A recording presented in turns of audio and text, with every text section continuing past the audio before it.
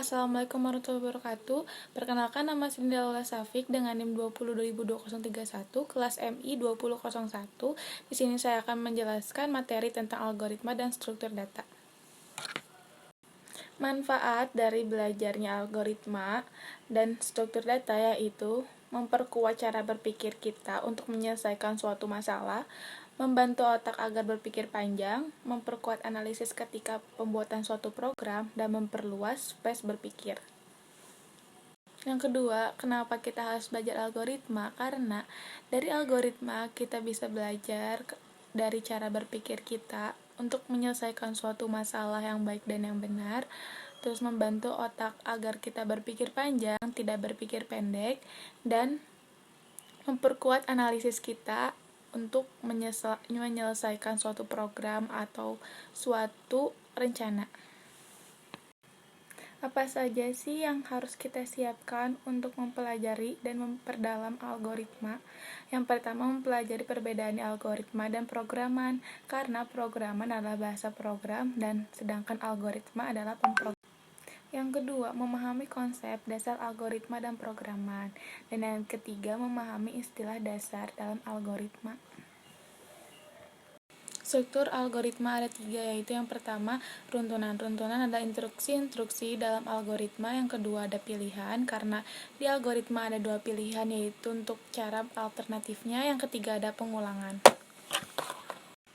Dalam algoritma ada kekurangan dan kelebihannya. Kelebihannya yaitu dalam algoritma itu banyak dan tujuan yang berbeda. Jadi kita nggak perlu ragu untuk memakai algoritma untuk memecahkan suatu masalah. Dan dalam algoritma ada kelebihan dan kekurangannya. Kelebihannya yaitu algoritma itu banyak dan tujuannya berbeda. Jadi kita nggak usah ragu untuk memakai algoritma.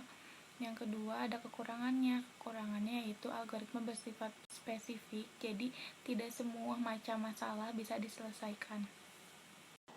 Perbedaan algoritma dan pemrograman. Yang pertama, algoritma bukan bahasa pemrograman. Dan yang kedua, algoritma adalah belajar tentang metodologi pemecahan masalah. Dan yang terakhir, algoritma lebih menekankan kepada perancangan memecahkan suatu masalah. Dan pemrograman yaitu belajar bahasa pemrograman, berarti mempelajari suatu bahasa dan belajar tentang cara bahasa dan belajar tata cara pengoperasian bahasa tersebut. Struktur algoritma ada 3. Yang pertama, runtunan, pemilihan, dan pengulangan. Runtunan adalah instruksi-instruksi dalam algoritma. Pemilihan yaitu dalam algoritma ada 2 pilihan, jadi kita bisa memilih di antara 2 itu. Dan yang ketiga ada pengulangan dari tahap sebelumnya. Itu saja yang bisa saya jelaskan tentang algoritma dan pemrograman.